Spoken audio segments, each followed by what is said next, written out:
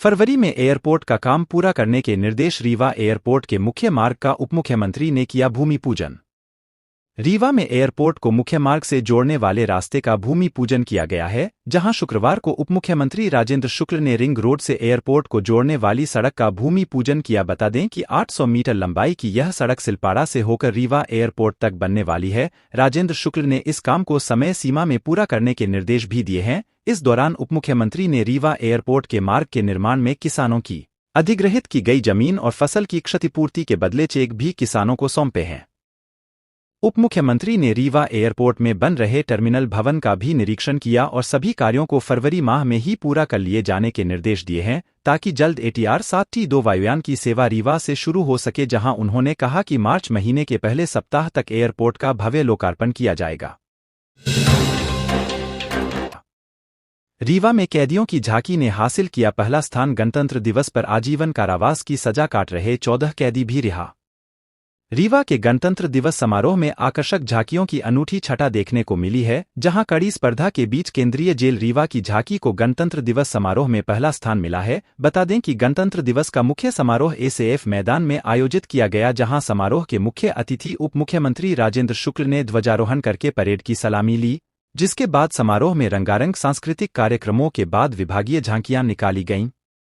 सभी विभागों ने शासन की योजनाओं, कल्याणकारी कार्यक्रमों और रीवा जिले की उपलब्धियों को अपनी झांकियों में मनोहारी ढंग से प्रस्तुत किया। जहां झांकियों की सुंदरता ने लोगों को मंत्रमुग्ध कर दिया, वहीं नगर निगम रीवा ने स्वच्छता अभियान और स्वनिधि योजना को झांकी में प्रभावी ढंग से प्रस्तुत किया। वहीं जिला जेल की आकर्षक झांकी में कैदियों ने रामधुन, भगवान राम की झांकी, चंद्रयान और गौशाला को आकर्षक ढंग से पेश किया, जहां इस झांकी को पहला स्थान भी प्राप्त हुआ।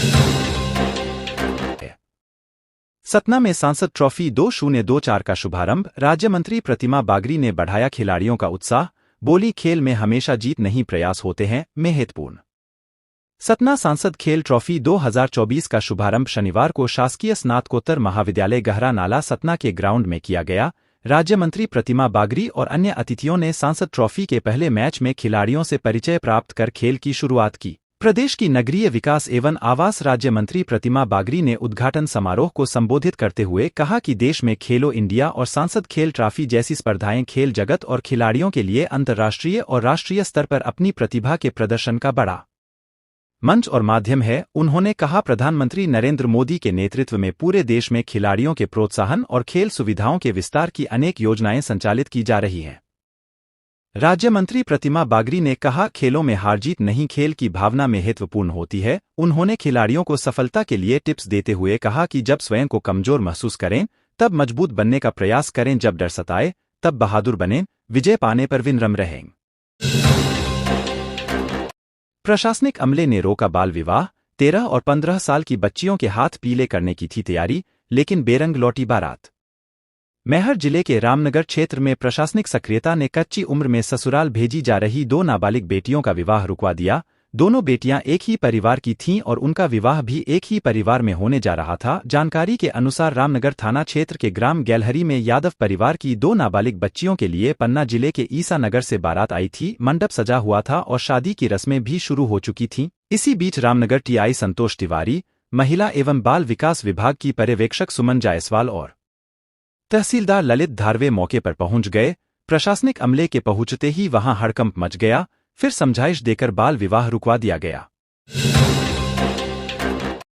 अनूपपुर में संयुक्त किसान मोर्चे ने निकाली ट्रैक्टर रैली। किसानों की विभिन्न समस्याओं को लेकर अनूपपुर कलेक्टर को सौंपा ज्ञापन।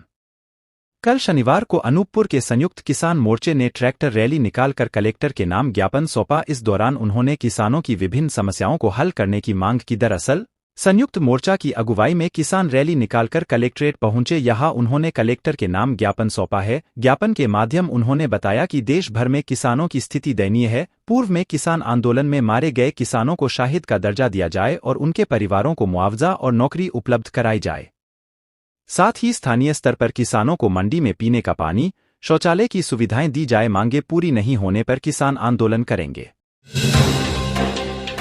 बांधवगढ़ टाइगर रिजर्व में बाघिन का दीदार। सड़क पार करते नजर आई बाघिन। चक्रधरा की फीमेल शावक, पर्यटक हुए रोमांचित।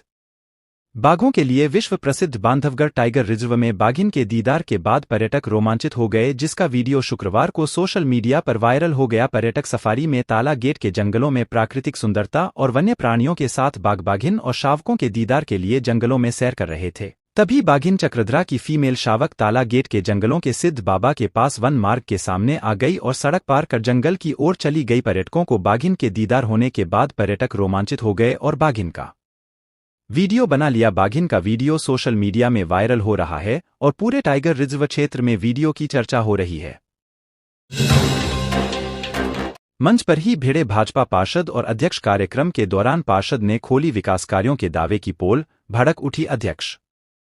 शहडोल नगर परिषद बखो के अध्यक्ष पर विकास कार्यों में उदासीनता बरतने का आरोप लगाते हुए गणतंत्र दिवस पर भरे मंच से वार्ड क्रमांक 4 की भाजपा पार्षद रेखा महेंद्र सिंह ने जमकर हुंकार भरी। उन्होंने कहा कि इस परिषद का गठन हुए लगभग 1.5 वर्ष से अधिक का समय गुजर चुका है, लेकिन अब तक किसी भी प्रकार के विकास कार्यों की शुरुआत तक नहीं हो सकी है। पार्षद सिंह ने परिषद की अध्यक्ष मौसमी केवट के ऊपर विकास कार्यों में उदासीनता बरतने का खुलकर आरोप लगाया। साथ ही कहा कि हमें हमारे वार्ड की जनता ने चुना है, हमारी उसके प्रति जवाबदेही बनती है कि वार्ड वासियों की समस्या का समाधान करने के साथ साथ हम अपने वार्ड में विकास कार्य कराए, लेकिन अध्यक्ष और उपाध्यक्ष की उदासीनता के कारण सारे काम ठप पड़े हैं। उन्हें जनता की समस्या से कोई सरोकार ही नहीं रह गया है। पार्षद का गुस्सा मंच पर फूटते देख वहां मौजूद अन्य पार्षदों और नागरिकों ने उनकी बात का समर्थन करते हुए इसे जायज ठहराया। मऊगंज में गोबर से धन परियोजना की शुरुआत। 2 रुपये प्रति किलो खरीदा जाएगा गोबर। गाड़ी के भाड़े का भी किया जाएगा भुगतान।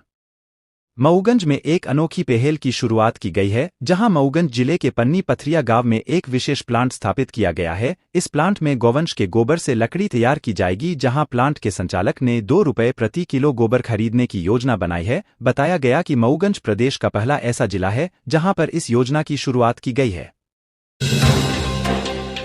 सीएम के 3 बड़े ऐलान। इन्वेस्टर्स समिट मार्च के 1 से 2 को उज्जैन में। 1 साल में 90,000 युवाओं को रोजगार, 28,000 भर्तियों के रिजल्ट जल्द। प्रदेश में इस बार इन्वेस्टर्स समिट उज्जैन में होगी। सीएम डॉ यादव ने कहा कि उज्जैन में मार्च के 1 से 2 को होने वाले व्यापार मेले के दौरान इन्वेस्टर्स समिट भी प्रस्तावित है। इस आयोजन में विशेष रूप से पर्यटन, कृषि और स्टार्टअप जैसे क्षेत्रों पर फोकस रहेगा। समिट में गुजरात, राजस्थान, महाराष्ट्र सहित कई राज्यों के निवेशकों के साथ स्थानीय निवेशक भी हिस्सा लेंगे। सीएम ने यह ऐलान शनिवार को विभागों की बैठक के दौरान लिया। इससे पहले शुक्रवार को गणतंत्र दिवस पर सीएम ने कहा कि एमपीपीएससी से चयनित करीब 700 लोगों को नियुक्ति पत्र देने के बाद अब कर्मचारी चयन मंडल से हुई 28,000 भर्ती परीक्षाओं के रिजल्ट भी जल्द आने वाले हैं।